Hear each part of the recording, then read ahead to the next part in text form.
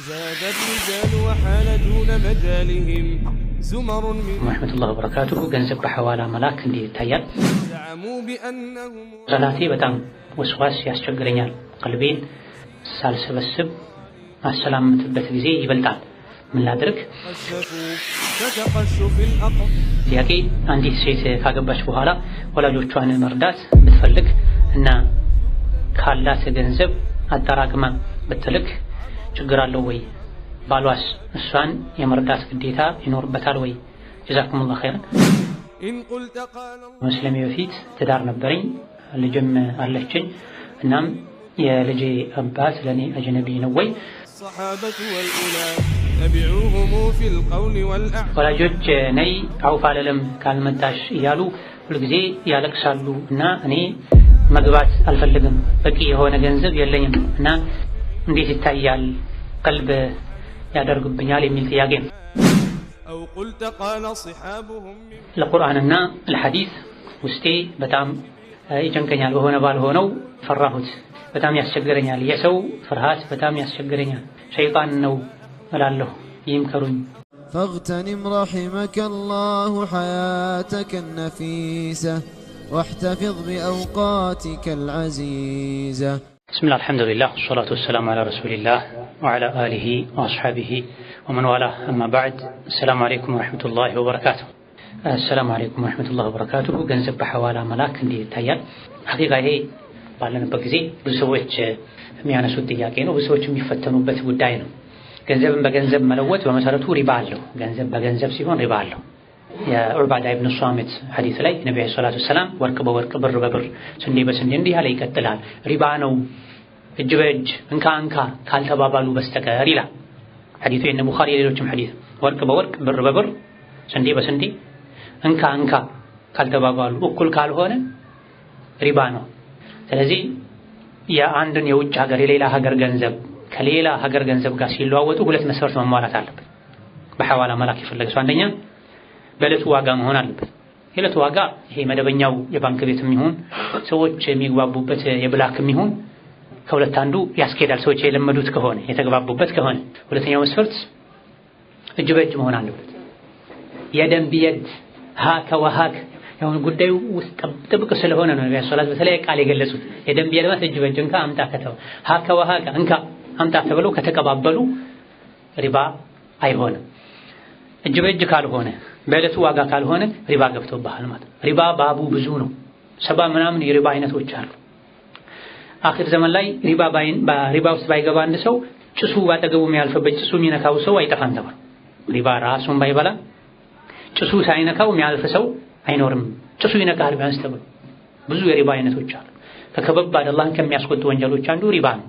በግልጽ ሪባን አንበላም የሪባ የወለድ አሰራር ውስጥ አልገባም እያለን ግን ሳናውቅ ሪባ ውስጥ የምንወድቅበት ሁኔታ አለ።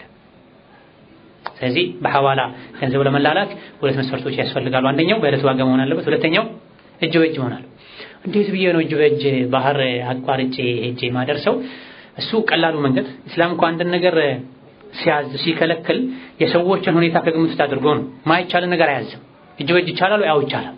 እዚህ ዱባይ ላይ ኢማራት ላይ የሐዋላ ስራ የሚሰራ ሰው ከሰዎች ሄዶ ዲርሃሙን ሲቀበላቸው እዛ ደግሞ ኢትዮጵያ ላይ ሚላክላቸው ሰዎች እዚህ ሐዋላ ከሚሰራው ሰው ተወካይ ጋር በአንድ ይሆናሉ፣ አብረው ይሆናሉ። እዚህ ሚልኩት ሚልክና ሚልክ አብረው ይሆናሉ። ኢትዮጵያ የሚሰጥና የሚቀበል አብረው ይሆናሉ። ከዛ በኋላ በመሃላቸው ስልክ ይኖራል።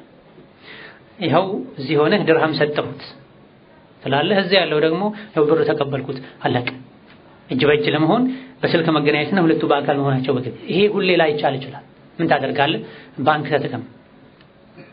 የምትልከው ገንዘብ መጠኑ ሊቀንስ ይችላል። ዲን ማለት እኮ ይሄ በዲኑ ከሄድክ የሆነ ነገር ሊቀንስብህ ይችላል። ዲኑ ካልገደበህ ሊጨምርልህ ይችላል። ዱንያ ላይ እንዲጨምርልኝ ብለህ አኺራን ማበላሸት የለብህም። ሰዎችን ተበድራችሁ ተጠቀሙ፣ ቀስ ብሎ ይደርሳል። አንዳንዴ የሆነ እኔ በፈለኩት ሰዓት ሐዋላ የሚልከውን ሰው አላገኘው ነው ሰዎች የሚሉት። ይሄ በምንዛሬ ሲሆን ነው። በብድር መልኩ ሲሆን ችግር የለውም። ይሄን ያክል ብር አስገባልኝ ብድር።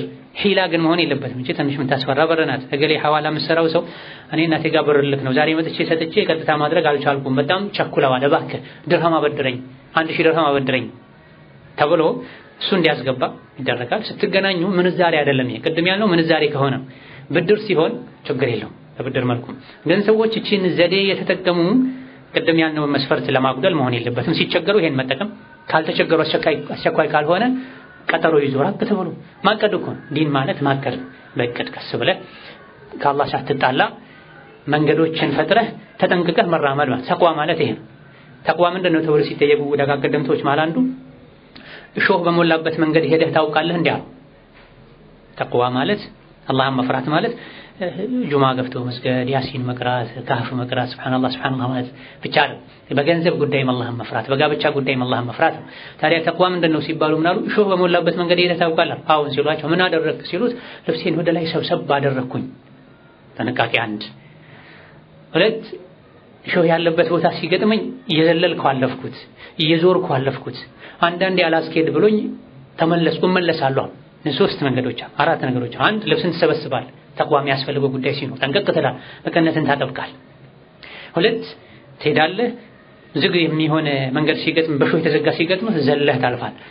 እዚህ ዱንያ ላይ ሰዎች ሲያደርጉ አይተህ አንተ ማድረግ እየቻልክ ዲን ስለማይፈቅድ ዘለህ የምታልፈው ነገር አታደርግም። አንዳንዴ ደግሞ መንገዱ ጭራሽ ዘለህም አታልፈው ይሆንና ምን ትሆናለህ? ሌላ መንገድ ትፈልጋለህ። ይሄ ነው በህይወታችን በገንዘብ በምንም ጉዳይ ላይ ተቅዋ ማለት አላህን መፍራት ማለት። በግል መኪናችን የክርስቲያን በዓላት ክርስቲያኖች ቤተክርስቲያን ማድረስ እንዴት ይታያል? አይቻልም። በወንጀል መተባበር ይሆናል። አይደለም ሌላን ሰው ሚስቱን ጋር ብትኖርህ እንደ ሸሪዓ ሙስሊም አይሁድና ክርስቲያን ሴቶችን መስፈርቶች ከተሟሉ ማግባት ይችላል። ነገር ግን ምን አሉ ፉቃዎች ይሄን ነጥብ ሲዳስሱ ሚስቱ አይሁድ ወይም ክርስቲያን ሆና የእምነት ቤቱ ሰደኝ ብትለው መውሰድ አይችልም ማለት። ለምን ከተባለ አላህን ልታምጽ ልታሻርክ እንዴት ያግዛታል? ወተዓወኑ ዐለል ቢሪ ወተቅዋ ወላ ተዓወኑ ዐለል ኢስሚ ወልዑድዋን። በመልካም ነገር ተጋገዙ ተባበሩ፣ በወንጀል አላህን በማመጽ አትተባበሩ ይላል። ክርስቲያን ሚስትን ማግባት ፈቅዶም ሸሪዓ፣ ነገር ግን ባል ሚስቱን ቤተ ክርስቲያን ውሰደኝ ብትለው ወይም መስቀል ገዝተህ አምጣልኝ ብትለው መታዘዝ አይችልም። ሌሎች ነገሮች ላይ ይችላል ተብሏል። ስለዚህ ወደ ቤተ ክርስቲያን ቀጥታ እንደሚሄድ እያወቅህ መውሰድ አትችልም። አንተ መንገድ የሄድክ ገሌ የሚባል ሰፈር አለ፣ ዝም ብለህ ስትሄድ እዚህ ጋር አውርደኝ ቢልህ አላወቅም። ባላወቀው ነገር አላህ ይጠይቅህ። ሌላው በሰላቴ በጣም ወስዋስ ያስቸግረኛል። ቀልቤን ሳልሰበስብ ማሰላምትበት ጊዜ ይበልጣል። ምን ላድርግ? ሶላት ጂሃድ ነው፣ አለመወስወስ ነው እንደውም ትንሽ ሊያሰጋ የሚገባው እንጂ ሶላት ላይ መወስወስህ ሸይጣን አንተ ጋር የሚፈራው ነገር አለ፣ ያላፈረሰው የኢማን ተራራ አለ ማለት ነው። ሀከዳ ወላ አፍርሶ የጨረሰ የሱ መጨፈሪያ የሆነ ሰው ዘንድ ምን ያደርግ? ለዚህ ነው ከሰሐቦች መሃል አንዱ ምን አሉ? አይሁዶችና ነሷራዎች ስንሰግድ አንወሰወስም ይላሉ ሲሏቸው ከሰሐቦች መሃል አንዱ ወና ቤት ላይ ሸይጣን ምን ያደርጋል አሉ። ወና ቤት ላይ ሸይጣን ምን ያደርጋል? ወና ያልሆነውን ቤት ነው ሄዶ ወና ለማድረግ የሚጠራው። ከዚህ መወስወስ ሸይጣን አላሸነፈም፣ በቁጥጥር ስር አላደረገህም፣ የቀረው ነገር አለ፣ ጎበዝ ነህ፣ ጀግና ነህ ማለት ነውና የታገልክ ሶላቱን መጨረስ፣ አለመቀጠል በዛው የሆነ ሐሳብ ይመጣል ቶሎ መመለስ። ሐሳብ መጥቶ ተወስውሶ ጨርሶ በዛው ከዱባይ ጀምሮ የዱባይ 7ቱንም ኢማራቶችን አጠቃሎ ጎረቤት ሀገር ሄዶ ኢትዮጵያ፣ ቻይና፣ ታይዋን፣ አሜሪካ ጂንካ ሄደህ የምትመለስ ከሆነ ሶላት ውስጥ ይሄ ከባድ አይሆንም። ነገር ግን 10 ሐሳብ ያመጣብሃል፣ ትመለሳለህ። በዚህ መልኩ የሚሰግድ ከሆነ ይሄ ጂሃድ፣ የልብ ጂሃድ፣ የአእምሮ ጂሃድ። እንደ ሰበብ ግን ሐቂቃ ሁሌ እንደዚህ የሆኑ መስገዱ አግባብ አይደለም። ኹሹዕ መኖር አለበት፣ ልብ መሰብሰብ አለበት። ይሄን ለማግኘት ከሚያግዙ ነገሮች አንዱ ውዱእ ማደስ። ቀደም ተብሎ በተደረገ ዙህር ባደረከው አስር ከመስገድ ይልቅ ለአስር እንደገና ውዱእ ቢኖርህም መጀደድ፣ መፋቂያ መጠቀም። ከፈርዱ ሶላት በፊት ቀደም ብሎ 2 ረካ ቅብልያዎችን 2 ምን 4 መስገድ፣ ባዳና ኢቃም መሃል ዱዓ ማድረግ፣ የሚቀሩትን ቁርአን የሚሉትን ዚክር ማዕናውን ማጣጣም፣ ማዕናውን ትርጉሙን እያስታወሱ ማድረግ። ወከዛልክ ጀነትን ጀሃነምን እያስታወሱ ይሄን ሶላቴን አላህ ካልተቀበለኝ ምንድነው የሚጠብቀኝ? ይሄን ሶላት ደግሞ አላህ ቢቀበለኝ ምንድነው ማገኘው ያሉ መስገድ። ከደጋ ቀደምቶች መሃል አንዱ ሶላት ውስጥ ታስባለህ እንዴ ሲባሉ አዎን ጀነትን ጀሃነምን ሑረል ዐይንን አስባለሁ ብለው እየሰገዱበት ያለ መስጂድ መሬት መንቀጥቀጥ ተከስቶ መስጂዱ ፈርሶ ሰዎች ሁሉ ወጥተው አንድ ሰው ብቻ ከፍርስራሹ መሃል እየቆመ ሰው ነበር የተቀመጠ። ሶላት ምንም አላወቅም፣ ሲያሰላምት ነው ያወቀው ይሄ መፍረሱ። ዑርዋ ኢብኑ ዙበይር የሚባል ሰው እግሩ መቆረጥ ስለነበረበት ማደንዘዣ ያኔ ስላልነበረ ኸምር ጠጣና እንቁረጥህ ሲለው ሐኪሙ አዑዙ ቢላህ አላቸው። እንዴት ኸምር ጠጣለሁ? ታዲያ ምን ይሻላል? እንዴት እንቁረጥህ? አትችለውም ሲሏቸው ሶላት ውስጥ ስገባ እግሬን ቆረጣ። በዚህ ልክ ይሄ ባንዴ አይደለም የሚገኘው። እየታገሉ ሐሳብን የሰበሰቡ አላህ ሆይ ሶላት ውስጥ ኹሹዕን ካደልካቸው ሰዎች አድርገኝ ብለው ዱዓ ያደረጉ ነው ሊገኝ የሚችለው።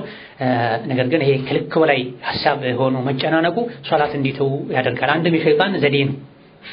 ምን ያደርጋል ያንተ ሶላት ሁሌ ዓለምን የጎበኘህ መስገድ ዓለምን የጎበኘሽ መስገድ ሶላት ብሎ ሶላት ለማስተው ነው ሊሆን የሚችለውና ቀስ ያደረጉ ለመቀነስ መሞከር ነው። ሌላኛው ጥያቄ አንዲት ሴት ካገባች በኋላ ወላጆቿን መርዳት ብትፈልግ እና ካላት ገንዘብ አጠራቅማ ብትልክ ችግር አለው ወይ? ባሏስ እሷን የመርዳት ግዴታ ይኖርበታል ወይ? ጀዛኩሙላሁ ኸይረን። ባሏ እሷን የመርዳት ግዴታ ይኖርበታል ወይ? ይሄ ለጥያቄ የማይቀርብ ነው። ባል ሚስቱን መርዳት የሱ ፈርዱል ዐይን ነው፣ ግዴታው። ባል ካለበት ሐቅ አንዱ ሲበላ ማብላት፣ ሲጠጣ ማጠጣት፣ ሲለብስ ማልበስ፣ ጥሩ ገቢ ሲያገኝ ለእሷ የሆነ ነገር መስጠት መቻል አለበት። እሱ ግዴታው። ላልሰጥ ብሎም ከቢስማማ እሷ ቃሏን የመጠበቅ ግዴታ የለባት፣ መብቷ ነው። ሸሪዓ የሰጣት ጽኑ መብት ነው። መጀመሪያ ሲጋቡ ላልጠይቀህ እንኳን ብትለው መልሳ መጠየቅ መብት አላት። አላህ ያጸናው ህግ በሰው ስምምነት አይሻርም። ከተስማማች ትቀጥላለች። ነገር ግን አልፈልግም ባሌ ነህ፣ አዎ መጀመሪያ ወጪ አልጠይቀህም ብዬ ነበር፣ አሁን ግን ባሌ እስከሆንክ ድረስ እኔ መስራት አልፈልግም አልችልም ቀልበኝ ብትለው መብቷ ነው። ገንዘብ ቢኖራት ቢሊየነር እንኳን ብትሆን እሱ ምንም ባይኖረው ሰርቶ አምጥቶ የማብላት ግዴታ አለበት። ያንቺ ገንዘብስ ቢላት ምን አገባህ ማለት ትችላለች። በአፏ እንዲተበለው ሳይሆን ኢህሳን ያስፈልጋል። ነገር ግን እንደ ሸሪዓው ከየኔ ገንዘብ የኔ ነው፣ ወጪን ችለህ ልታኖረን ነው ያገባኸኝ አኖረኝ ማለት አለ። ሚስት ቢሊየነር እንኳን ብትሆን ዓለም የሚያስተዳድር ሀብት ቢኖራት ለባሏ ወጪ የማድረግ ግዴታ የለባትም። እሱ ግን የማድረግ ግዴታ አለበት። ግን በበጎ በመልካም ከመኗኗር አንፃር ሚስት ያላትን ገንዘብ ለባሏ ማካፈል አለባት። ሀብታም ሱሐቦች ነበሩ ባሎቻቸው ዘካ የሚቀበሉ። ዘይነብ የምትባል ሱሐቢያ ረሱል ጋር መታ ጠየቀቻቸው። ዘካ ታወጣ ነበር። የአብዱላህ ብን መስዑድ ባለቤት ለባሌ መስጠት እችላለሁ እንዲህ በላቸው። አዎ ብለው ነብዩ ሰለላሁ ዐለይሂ ወሰለም ዘካም ካላቸው ዘካ ይሰጣሉ። ዘካ የሚሰጠው የሱን ወጪ መሸፈን ግዴታ ማይሆንበት ሰው፣ የሱን ወጪ መሸፈን ግዴታ ለሚሆንበት ሰው ዘካ መስጠት አይችልም። ነብዩ ሰለላሁ ዐለይሂ ወሰለም ለዘይነብ አዎ ለባልሽ ኢብኑ መስዑድ ዘካ ስጪ ያሏት ሚስት የባሏን ወጪ መሸፈን ግዴታ ስለማይሆንባት። ለዚህ ነው ባል ለሚስቱ መስጠት አይችልም፣ ሚስት ለባሏ ግን መስጠት ትችላለች። ባል ለሚስቱ ቢሰጥ ግዴታውን ወጪ ስለሚሸፈንበት፣ ለዚህ ነው ለወላጆች፣ ለልጆች፣ ለሚስት አይሰጥም። ሚስት ከራሷ ገንዘብ ለወላጆቿ መላክ ትችላለች ወይ? አዎ ትችላለች። ነገር ግን ገንዘቡን ያገኘችው የባሏን የቤት ሐቅ ያጎደለች ባል ስሪ ለጋራችን ብሎ ከፈቀደላት ገንዘብ መሆን የለበትም። ከሱ ገንዘብ ከሆነ ባሏን ማስፈቀድ አለበት። ቤት ሆና ልጆችን መጠበቅ፣ ቤት ማስተካከል ሲገባት ወተሽ ስሪ አብረን እንኑር ብሏት ሸሪዓውን በጠበቀ መልኩ እየሰራች ያገኘችው ገንዘብ ከሆነ የእሱን የቤት ሐቅ አጉዱላ ነው ወታ የሰራችውና ገንዘቡ የጋራቸው መሆን አለበት። ወይም ሸርጥ ካላቸው መጀመሪያ በገንዘቤ ላትገባ በገንዘብሽ ላልገባ ከተባባሉ ዝም ብላ መላክ ትችላለች። እሱ የፈቀደላት ሰዓት ላይ ብቻ የሰራችው ለጋራችን ብላ የሰራችው ገንዘብ ከሆነ ማስፈቀድ አለባት። በዚህ ልክ ደግሞ የወላጆች ጉዳይ ላይ ጥብቅ መሆን መግባብ አይደለም። አንዳንድ ስግብግብ ወንዶች አሉ። ሚስታቸው ላቧን ጠብ አድርጋ ያመጣችው ምንም አስተዋጽኦ የሌለው ገንዘቡን እናትሽ ጋር ትልኪም ይላል፣ አባትሽ ጋር ትልኪም ይላል። ለአባት እናቷ ክፉ እንድትሆን ወይም ከአባት እናቷ ጋር ያላትን ግንኙነት እንድታቋርጥ የሚፈልጉ ወንዶች አሉ። ይሄ የመልካም ባሎች መገለጫ አይደለም። ጥሩ ባል ከራሱ ገንዘብ ነው ለሚስቱ እናት፣ ወንድም፣ አጎት የሚልከው። ምክንያቱም አንድ ለሷ ያለው ክብር፣ ፍቅር፣ ውዴታ ማሳያ። አንቺን ብቻ ነው የምፈልገው ቤተሰቦችሽን አልፈልግም ይልዛል። ይሄ ሸሪዓም አቅልም አይደግፈውም። ህይወት የሚጣፍጠው ደስ የሚለው ሚስት ባሏና የባሏን ቤተሰብ ስታከብር፣ ባልም ሚስቱንና የሚስቱን ቤተሰቦች ሲያከብሩ። አማ ልክ እንደ ምዕራባውያን ወላጅና ልጅ ካፍቴሪያ ሄደው አባት የራሱን ይከፍላል፣ ልጅ የራሱን። ባልና ሚስትም አሉ አብረው ካፍቴሪያ ሄደው ሚስት የራሷን ትከፍላለች፣ ባል የራሱን ይከፍላል። ሰኞ እሷ ታጸዳለች፣ ማክሰኞ ሲያጸዳ ሀታ የቤት ጉዳይ ሳይቀር ማለት። ይሄ የምዕራባውያን የካፍሮች ስልጣኔ ነው። ሙስሊም ከዛ መራቅ መቻል አለበት። ባል ሙሉ በሙሉ የሚስቱን የቤተሰቡን ወጪ መሸፈን አለበት። ሚስት ገንዘብ ካላት ለቤተሰቦቿ መላክ ትችላለች። የጭቅጭቅ ሰበብ እንዳይሆን ግን ባሏን አስፈቅዳ ተማምነው ቢሆን ጥሩ ነው። ብዙ ጊዜ ሽርክን እፈራለሁ። ስለ ሽርክ ማሰብ መፍራት እንዴት ይታያል? ይሄ ግዴታ ነው። ሽርክን መፍራት ግዴታ ነው። ነብዩ አለይሂ ሰላቱ ሰላም ለሱሐቦቻቸው በጣም ሽርክን ከማስጠንቀቃቸው የመጣ ሱሐቦች በጣም ሲጨነቁ ነብዩ አለይሂ ሰላቱ ሰላም መድኃኒት ሰጥተዋቸዋል። አላህ ሆይ ያወቅኩ ባንተ ከማሻረክ ባንተ ከማጋራት አንተ ጠብቀኝ፣ ሳላውቅ ላጋራሁት ይቅር በለኝ በሉ ብለዋቸዋል። ለአቡበክር ሲዲቅ اللهم إني أعوذ بك أن أشرك بك شيئا وأنا أعلم وأستغفرك لما لا أعلم ይሉ ነበር። ይሄ ልናዘወትረው የሚገባ ዱዓና ዚክር ነው። አላህ ሆይ ያወቅኩ ባንተ ከማሻረክ ባንተ ተጠበቃለሁ፣ ሳላውቅ ላሻረኩት ምህረት እጠይቃለሁ በሉ ተብሏል። ኢብራሂም ሽርክን ፈርተዋል። ነብዩ አለይሂ ሰላቱ ወሰላም ለኡመታቸው ሽርክ ፈርተዋል። ከምንም በላይ ለኡመቴ የምፈራው ስውሩን ድብቁን ሽርክ ነው ብለዋል። ምንድነው ሲሏቸው ተነስቶ ሶላት እየሰገደ ሰው ሲያየው ሶላት ማሳመር ብለዋል። ለብቻው ሲሆን ላጥላጥላት አድርጎ ይሄዳል። ሰው ሲኖርሳ ሳቢት አልቡናኒ ይሆናል። ከደጋ ቀደምቶች ሳቢት አልቡናኒ የሚባሉ ሰው ነው። ግንድ የሚመስሉ ሰዎች ነበሩ። የቤቱ ጣሪያ ላይ ወጥተው እየሰገዱ የጎረቤት ልጆች ወጥተው ሲያዩአቸው ግንድ ነበር የሚመስሏቸው መቆም ከማብዛታቸው የመጣ። እንዲህ አይነቶች ሰው ሲሞቱ ልጆች እማ እቤታችን ጣሪያ ላይ የነበረው ግንድ የት ሄደ ብለው ጠይቀዋል። ታዲያ ከሰው ጋር ሲሆኑ ልክ እንደዛ የሚያደርጋቸው፣ ለብቻቸው ሲሆኑ ግራ ቀኝ ንፋስ የሚያወራጨው ዛፍ እስኪመስሉ ድረስ ወይም ደግሞ አንዳንድ ሀገር ላይ ሐነፊ መዝሀብ የሚከተሉ ምንም ጡማኒና የሌላቸው ሰዎች አይነት ተሰጋገድ ይሆናል። እሱን ከልክ ማለት የለበትም። ሐነፊዎችም ቢሆን ጡማኒና ሸርጥ አይደለም ሲሉ አሁን በምናየው ልክ አይደለም። የለበሱት ልብስ ራሱ ይሰቃያል። አንዳንድ የፓኪስታን ልብስ ለብሰው የሚሰግዱ ሰዎች ካያችሁ ልብሱ ራሱ ማራገቢያ ይመስላል። ከሩኩዕ ከስጁዱ ጥድፊያ የተነሳ ማለት እዚህ ደረጃ መድረስ የለበትም። ሶላት አንዱ ሸርጡ ሩክኑ እርጋታ ስለሆነ ምዬ ነበር እንደዚህ አላደርግም ብዬ ከዛ ያንን ነገር አደረኩ። ከፋራው ምንድነው ነው? አንድ ሰው አንድ ነገር ላይ ያደርግ ከማለ ከዛም መልሶ ካደረገው ቀድሞ መተውበት አለበት። ቃሉን ስላፈረሰ ትክክለኛ የአላህ ባሮች ቃል ከገቡ ቃላቸውን ይጠብቃሉ። መልካም ነገር ከሆነ ላላደርግ ብሎ ከማለ በቃሉ መጽናት አለበት። ነገር ግን አላደርግም ብሎ የሚያለው ነገር ኸይር ስራ ከነበረ ማህላውን ማፍረስ አለበት። ከፋራ አውጥቶ ለምሳሌ እገሌ የሚባለውን ወንድሜን መቼም ላላናግረው ቢል፣ አክስቴ ቤት መቼም ላልሄድ ቢል፣ ሶላት አልጀማዓ ላልሰግድ መሰል የሆኑ መልካም ስራን ላለመስራት የማለ ሰው መሐላውን ማፍረስ ግዴታ ይሆንበታል፣ ከፋራ ያወጣል።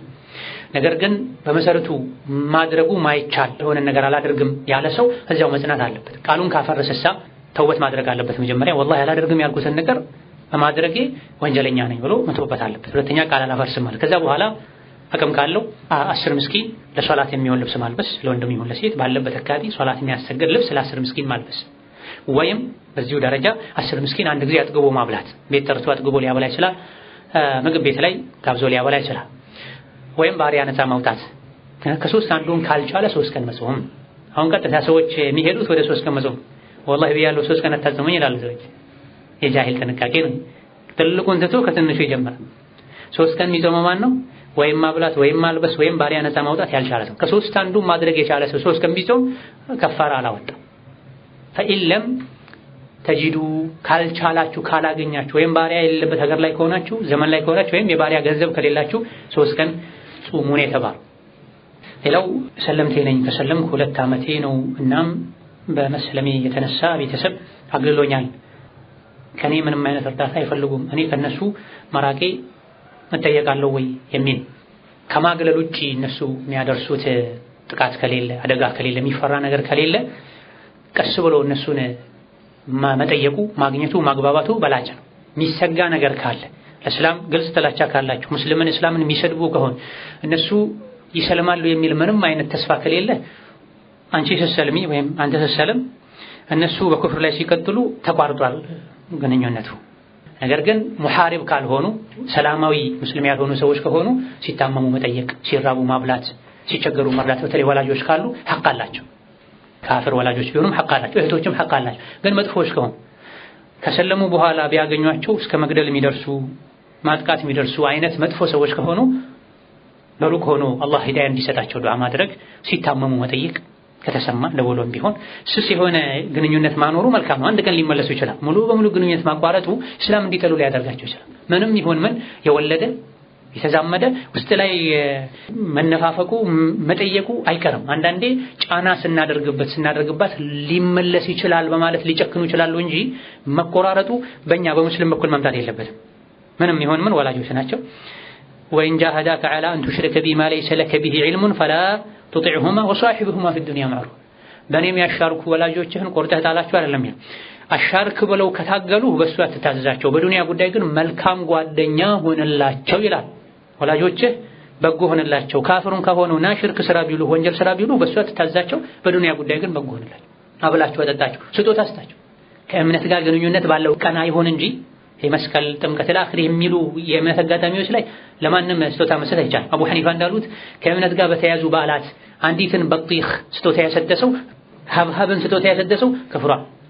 ግን ከሃይማኖት ውጪ በሆኑ አጋጣሚዎች ሲያገቡ፣ ሲወልዱ፣ ቤት ሲሰሩ፣ ሲመረቁ በማህበራዊ በዱንያዊ ጉዳይ ላይ ብዘይራቸው ዝምድና ካላቸው ጉርበትና ካላቸው ችግር የለም። ጭራሽ ያልሰለመን ሁሉ ገፍትረህ ገደል ላይ ከተተው መንገዱን ዝጋበት አይነት በጦርነት ጊዜ ወይም ደግሞ ሙሐሪብ ከሆኑት ጋር ያለውን ህግ ለሰላማዊ ካፍሮች የሚያደርጉ ሰዎች አሉላ። የጦር ሜዳ ህግ ለብቻ ነው። እስላምና ሙስሊሞች ላይ ታንክ ደቅነው ጠብቀው የሚያልፈውን ሁሉ የሚለቅሙ ካፍሮችና ከሙስሊም ጋር በሰላም የሚኗኗሩ ሁክሙ ይለያያልና ሙስሊም ላልሆኑ ሰዎች እንደው በበጎነት እነሱን ለመጥራት መሞከር ነው። በኩፍርና በወንጀል አለማገዝ ነው። ሰልመሃል ብለው ግንኙነት ካቋረጡ እነሱ ስስ ግንኙነት ማስቀረት፣ ሲሞቱ የሆነ ነገር ሲኖር መድረስ፣ ሲታመሙ መጠየቅ፣ አትምጣብኝ ብለው የሚደበድቡ የሚያባርሩ ከሆነ መራቅ፣ አጋጣሚውን ሲያገኙ መሄድ ነው። ዝምድና አቋርጠሃል ብሎ ግን አላህ አይጠይቅም እንደዚህ ካደረጉ እነሱ። ሌላው ከመስለሜ በፊት ትዳር ነበረኝ፣ ልጅም አለችኝ። እናም የልጄ አባት ለኔ አጅነቢ ነው ወይ? አንዲት ሴት ልጅ ካፍር ከነበረች ከሰለመች 3 ጊዜ ሐይድ ሳጠራ ባሏ ከሰለመ ኒካሑ በዛው ይቀጥላል። ድጋሜ መጋባት አይኖርባቸው። 3 ጊዜ ሐይድ እስክጠራ ድረስ ካልሰለመ ኒካሑ ይወርዳል። 3 ጊዜ አይታም ጠርታ ሳታገባ ከቆየች እሱም መሃል ላይ ፈትቻለሁ ካላለ ዘግይቶም ቢሰለም ኒካሑ ይቀጥላል የሚሉ በርካታ ዑለሞች አሉ። የነቢ ልጅ ዘይነብ ከ7 ዓመት አካባቢ በኋላ ባሏ አልዓስ ሰልሞ መጥቶ ነብዩ ዝም ብለው አገናኝቷቸዋል። ድጋሚ ኒካህ አላሰሩ። እዚህ በርካታ ፉቃዎች 3 የሐይድ ከጠራች ኒካሑ ያልቃል ይላሉ። ኒካሑ አልቋል ብላ ካገባች ወይም ደግሞ እሱ ፈትቻለሁ ካለ እንጂ በዚያው እሷ ከቀጠለች ሌላ ካላገባች እሱን ፈትቻለሁ ካላለ መቼም ቢገናኙ ችግር የለውም ተወራል። ስለዚህ ይሰልማል የሚል ተስፋ ካለ በዚህኛው በዘይነቡ በነቢ ልጅ መሰረት ሄደን ከ7 ዓመት በኋላ ሰልሞ ሲመጣ ዝም ብለው ነው አብረው የኖሩት እንጂ ኒካህ አሰሩ የሚል ምንም ዘገባ የለም ተብሏልና ይሰልማል የሚል ተስፋ ካለ አጅነቢ አይሆንም። ነገር ግን እንደ ባልና ሚስት አይደለም መኗኗር የሚችሉት። አጅነቢ አይደለምና ነገ ሊመጣ ይችላል ነው ብለው አልጋ ሳይለዩ አይደለም። ነገር ግን ሙሉ በሙሉ አጅነቢም አይደለም፣ ሙሉ በሙሉ ምን አይደለም፣ መህረም አይደለም፣ መካከለኛ ሰው። ነገር ግን ካፍር እንደመሆኑ በተለይ የባህሪ ችግር ያለባቸው የሚጠጡ እንደፈለጉ የሚሆኑ መጠንቀቁ በላጭ ነው። በርቀት በስልክ አንዳንዴ የልጅ መባት እንደመሆኑ ቢያናግሩት፣ በተለይ የመስለም ተስፋ ካለው ጥሩ ቢሆኑለት መልካም ነው። ስለዚህ መካከለኛ ሰው ነው ማለት 3 ጊዜ ሐይድ አይተው ከጨረሱ ሌላ ብትፈልግ ማግባት ትችላለች። ንካሁ ወርጣል አመጣለሁ ካለ ይመጣል የሚል ተስፋ ካለሳ ምንም ገደብ የለውም፣ ቢገናኙ ሊጋቡ ይችላል። እንጀራ አባቴ ለኔ አጅነቢ ነው አይደለም፣ የእናት ባል አጅነቢ አይደለም ከተፋቱም በኋላ ቢሆን ይሄ ከሸሪዓ ድንቅ ነገሮች መሃል አንድ ወንድ አንዲት ሴት አግብቶ ከፈታት ለሱ አጅነቢ ትሆናለች። የእሷ እናት ግን መቼም አጅነቢ አትሆንበት። አንዲት ሴት አንድን ወንድ አግብታ ከፈታች የሱ አባት አጅነቢ ይሆንባት። አንዲት ሴት አንድ ወንድ ካገባት ያ እናታቸውን ያገባ ወንድ ለሷ ልጆች በሙሉ አጅነቢ አይሆንም መቼም። እሷን ቢፈታትም ወደፊትም ለጊዜው ብቻ ሳይሆን ቢፋቱ ከሷ ጋር ያለው ግንኙነት ይቋረጣል፣ አጅነቢ ይሆናል። ግን የሱ ልጆች መቼም ለሱ አጅነቢ አይሆን። ለቁርአንና ለሐዲስ ውስጤ በጣም ይጨንቀኛል፣ በሆነ ባልሆነው ፈራሁት፣ በጣም ያስቸግረኛል። የሰው ፍርሃት በጣም ያስቸግረኛል፣ ሸይጣን ነው እላለሁ፣ ይምከሩኝ። አኩል ሐል በዚህ በወስዋስ ዙሪያ ከዚህ በፊት የተለቀቀ ሙሐደራ አለ፣ ወስዋስ መንስኤና መፍትሄ የሚል። ኢነማ ዛሊኩም ሸይጣኑ ዩኸዊፉ አውሊያአሁ፣ ሸይጣን ነው እንደዚህ አይነት ስጋቶችን የሚያመጣው። ቁርአን ሐዲስ ዙሪያ ፈራለሁ ማለት ቁርአን የአላህ ንግግር አይደለም፣ ሐዲስ የነቢ ንግግር አይደለም የሚል አይነት ስጋት ከሆነ የከባድ ነው፣ የሸይጣን ወስዋስ ነው። ሆኖም አንድ ሰው ልቡ ላይ በሚመጣ ሐሳብ ብቻ አላህ ዘንድ አይጠየቅም። ማለም ያዕመል አው የተከለም ውስጡ ላይ የሚሰማውን ወስዋስ በአፉ አውጥቶ ካልተናገረ ወይም ውስጡ ላይ የተፈጠረውን ወስዋስ ተከትሎ ወደ ተግባር ካልሄደ በልቡ ላይ ስለተፈጠረው ብቻ አላህ አይጠይቀውም። የአብዱላህ ኢብኑ አባስ የአቡ ሰዒድ አልኹድሪ ሐዲስ ላይ ነብዩ አለይሂ ሰላቱ ወሰላም ኢነላህ ተጃወዘ ሊ عن أمتي الخطأ والنسيان وما استكرهوا عليه ይላል። አላህ ለኡመቶቼ ይቅር ብሎልኛል፣ አልፎልኛል፣ ምሮልኛል። الخطأ ረስተው የሰሩትን الخطأ ተሳስተው የሰሩትን ረስተው የሰሩትን ተገደው ያደረጉትን ይላል። የውስጥ ሐሳብ ሰው ተገዶ የሚያደርገው መፍትሄው ምንድነው? ኢንተህዋል ነብዩ ሰለላሁ ዐለይሂ ወሰለም አንዳንዴ የሆነ ስሜት ይሰማናል። ያን ስሜት ከመግለጽ ከሰማይ ወርደን ተፈጥፈን ብንወድቅ ይሻለናል የምንለው አይነት ይሄን ማን ፈጠረ መጨረሻሽ አላህም ማን ፈጠረው የሚል ነገር ይሰማናል። ይሄኔ ነው ነብዩ ሰለላሁ ዐለይሂ ወሰለም ደስ አላቸው። ሸይጣን ምንም የሚያደርገው ነገር አጥቶ ቢበዛ እናንተ ላይ የቻለው እንዲህ አይነት ስሜት ውስጣችሁ ላይ መልቀቅ ብቻ ነው። ሌሎችን በቁጥጥሩ ስር አድርጎ እንደፈለገ ያደረጋቸው ነው። እናንተ ግን ከዚህ ከፍ ባለ ነገር ሊያጠቃችሁ ስላልቻለ አልሐምዱሊላህ الذي رد كيده الى الوسوسه ሌላ አቅም አጥቶ ነው የሚወሰውሳችሁ። ሌሎችን እኮ ማርኮ ወስዶ እሱ ባሪያ አድርጓቸዋል። እናንተን ግን ይሄን ማድረግ አልቻለም። ቢበዛ የሆነ መጥፎ ሐሳብ ብቻ ነው የሚያመጣባቸው። ስለዚህ አላህን አመሰገኑት። አዋጀቱሙ እንዲህ አይነት ስሜት አገኛችሁ እንዴ? ደስ አላቸው ማለት ነው። ቅድም እንዳልኳቸው ይሄ ሶላት ላይ ወሰወሳለሁ ለሚለው ጥያቄ ምን ብለናል? ሸይጣን የሚወሰውሰው ውስጡ ላይ አፍርሶ ያልጨረሰው ኢማን ያለውን ሰው ነው ብለናል። እዚህም ጋር መጥቶ በኢማን ጉዳይ ያመጣ ሸይጣን የሚወሰውሰው ሰው ኢማን አለው። ሸይጣን ከኢማኑ ሊያወጣው ስላልቻለ ትንሽ ብዥታ ሊፈጥርበት እየሞከረ ነውና ይሄን አገኛችሁት እንዴ? አልሐምዱሊላህ አሉ ነብይ። ይሄ ስሜት ተሰማቻ? ምክንያቱም ሸይጣን ላይ በርትታችሁበታል። ሞክሮ ማክፈር ስላልቻለ ከዲን ማውጣት ስላልቻለ ቢበዛ ትንሽ የሚረብሹ ጥያቄዎችን ነው ቢጠይቃችሁ ወደ መድኃኒቱ ሄዱ። እንዲህ አይነት ስሜት ከተሰማችሁ ፈንተው እንዲህ ማሰቡን አቁሙ ይችላል የሰው ልጅ። ይሄን በር መዝጋት እንደምችለው የጭንቅላትን የሐሳብ በር መዝጋት ይችላል፣ ሐሳብ መቀየር ይችላል። እንዲህ አይነት ስሜት ሲሰማ ጓደኛ ጋር ደውሎ ማናገር እና ማለት መልካም ጓደኛ ከሱ ጋር መጫወት፣ ውዱ አድርጎ ተነስቶ ሁለት ረካ መስገድ፣ ሐሳብን የሚቀይር ሁኔታዎችን ማድረግ። ከዛ አመንቱ ቢላህ ማለት ቁል ወላሁ አሐድ መቅራት፣ ተነስቶ ውዱ አድርጎ ሁለት ረካ መስገድ። አመንቱ ቢላህ የሚለው ቁል ወላሁ አሐድ መቅራት፣ አመንቱ ቢላህ ማለት እንዲህ አይነት ጥያቄዎችን ሁሉ ወስዋሶችን ሁሉ ያስወግዳል። ሌላው ወላጆች ነይ አውፍ አለለም ካልመጣሽ እያሉ ሁልጊዜ ያለቅሳሉ እና እኔ መግባት አልፈልግም፣ በቂ የሆነ ገንዘብ የለኝም እና እንዴት ይታያል ቀልብ ያደርግብኛል የሚል ጥያቄ። ወላጆች ኑ ካሉ ፈጥኖ መሄድ ግዴታ ነው። ሶላት ላይም ካብተውን ሶላቱን አቋርጠ መሄድ ይችላል። አይደለም ለዱንያ ለተሻለ ኖሮ ለበቂ ገንዘብ ተብሎ ይቅርና አንድ ልጅ ሶላት እየሰገደ ወላጆች ከጠሩት መሄድ አለ። ሶላቱን አቋርጡ ሱና ሶላት ከሆነ ወላጆች ኑ ካሉ ካልፈቀዱ ቅድም ያልነው ይሄ የአራፍ የሰገነት ጉዳይ ላይ ይወስደናል ማለት።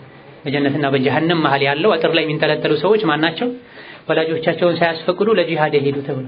ለጂሃድ የሄደ ሰው እንኳን ያለ ወላጅ ፈቃድ በመሄዱ ጀነት አትገባም ከተባለ ለትርፍ ለብር ኑሮን ለማሻሻል ኑ ያሉ አለመምጣት ሳያስፈቅዱ በዛው መቀጠል ማለት። ወላጆችን እሺ ብሎ መሄዱ የተሻለ የርዝቅ በር ሊከፍት ይችላል። ወላጆችን እሺ ብሎ መሄዱ የተሻለ የርዝቅ በር ሊከፍት ይችላል። ርዝቅ ያለው ውጭ ሀገር ብቻ አይደለም። አላህን የታዘዘ ለወላጆቹ በጎ የሆነ ሰው ርዝቁ እንዲሰፋ የፈለገ ለወላጆቹ በጎ ይሆን ዝምድና ይቀጥል ተብሏል። እሺ ብሎ የሄደ ሰው ወላጆቹ ስለጠሩት ወየርዙቅሁ ሚን ሐይቱ ላ ያህተስብ። ወላጆችን ማመጽ እንዲህ ማለት ወንጀል ነው። ወላጆችን መታዘዝ አላህን መፍራት ነው። አላህን የፈራ ሰው ያላሰበውን ርዝቅ ይሰጠዋል፣ ነገሮቹን ያጋራለታል ተብሏል። ዋናው ነገር ወላጆቹ ኑ ካሉ መሄድ ግዴታ ነው። ወላጆች ከጠሩ መምጣት። ጁረይጅ የሚባል ሰው ነበር በድሮ ዘመን። ታሪኩ በጣም አስተማሪ ታሪክ ነው። እናት ነበረችው። የዒባዳ ጎጆ ማማ ነገር ነበር። እዛ ላይ ነበር ዒባዳ የሚያደርገው። የሆነ ጊዜ ሄዳ ጁረይጅ ብላ ስትጠራው ሶላት ላይ ነበር። ልስገድ ወይስ ለእናቴ መልስ ልስጥ አለ። አይ ሶላት ይሻለኝ ብሎ ቀጠለ። ሄዳ መጣች። አሁንም ጠራችው ሶላት ላይ። በጣም ተሰማትና ረገመችው፣ ዱዓ አደረገችው። አላህ ተባረከ ወተዓላ የዝሙተኞችን ፊት ሳያሳይ አይግደልህ አለችው። ከባድ ዱዓ ነው። ብዙም ሳይቆይ ስሙ ጠፋ። ጁረይጅ ሰዎች በዒባዳ የሚያውቁት ደግ ሰው። ከዕለታት አንድ ቀን አንዲት ሙጅሪም ሴት ባለጌ ሴት ይሄን ውብ ፊቴን አይቶ ማይፈተን ወንድ ይኖራል ብላችሁ ትገምታላችሁ አለች። አዎን አሏት። ማን ስትላቸው ጁረይጁል ዓቢዳ፣ ያ የዒባዳው ሰው ጁረይጅ ነው። ያንቺን ፊት አይቶ ላይፈተን የሚችል እሱ ብቻ ነው ማለታቸው። እኔ ፈተነዋለሁ አለች። አቺም አሏት እችላለሁ አለች። ጁረይጅ ጋር ሄዳ ተውባ ተኳኩላ ፊቱ ተቀብታ ከዙሪያው ተሽከረከረች። ዞር ብሎ አላያት አላህን ስለሚፈራ እውነትም ሆነ ማለት ነው። ከዛ ሰው በጣም ተናዳ እኔ በዚህ ልክ ራሴን አርክሼለት ቀርቤ እኔን ማይቀበል ወንድ ማን ነው ብላ ስሙን ለማጥፋት ወሰና ትንሽ ወጣ ብላ ከአንድ እረኛ ጋር ተጋድማ በልግና ሰራች። አረገዘች፣ ወለደች። የማን ልጅ ነው ስትባል የጁረይጅ ልጅ ነው አለች። ሰዎች ምንም ሳይሉ ወዲያው መተው በጋራ የዒባዳ ጎጆ ሆነ ፈረሱበት። ዘመን አድርጌ ነው ሲላቸው በዝሙት ልጅ ወልዳ አሉት።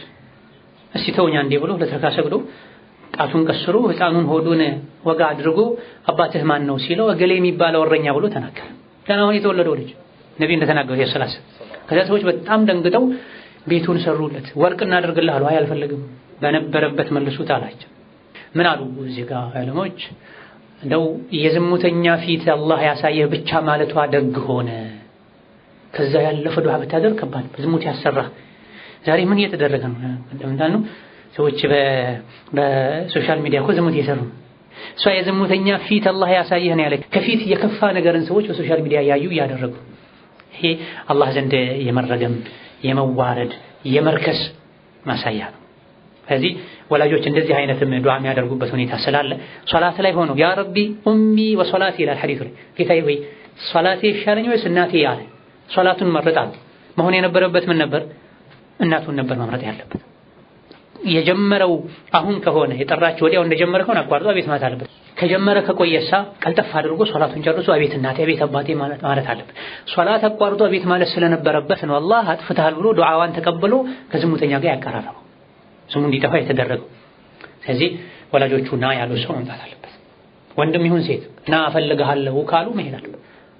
ሌላው ጥያቄ አሁን ላይ ሁሉም ሀበሻ ወንድ ማለት ይቻላል ስራው ሐዋላ ነው እና ስለ አሰራሩ ቢያብራሩልን። ይሄን ቅድም በሚገባ አብራርተናል። እንደዚህ ድጋሚ ሰዓት ማባከን የለብንም። ብዙ ሰዎች ይሄን ስራ ይሰራሉ። ሸሪዓውን ጠብቀው ከሰሩ መልካም ስራ እንትን ያዋጣል ማለት ነው። ሸሪዓውን ጠብቀው ካልሰሩ ብዙዎችን አትከተል። በዚህ ብቻ አይደለም በሌላም ዘርፍ ላይ አብዛኛው ምድር ላይ ያለውን ሰው ብትከተል ከአላህ መንገድ ያወጣሃል ይላል። ብዙዎች ስለሰሩት ሐላል አይሆንም፣ ብዙዎች ስላልሰሩት ሐራም አይሆንም።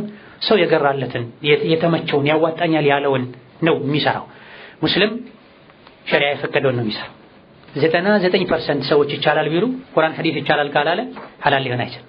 አንዳንዴ ከልክ ያለፈ ማግራራት ወይም ደግሞ ነገሮችን አለመገንዘብ ኖሮ የሚያግራሩ ሰዎችም ልታገኝ ይችላል። ቅድም ያልኳችሁ የቡኻሪ የሙስሊም ሐዲስ ነው።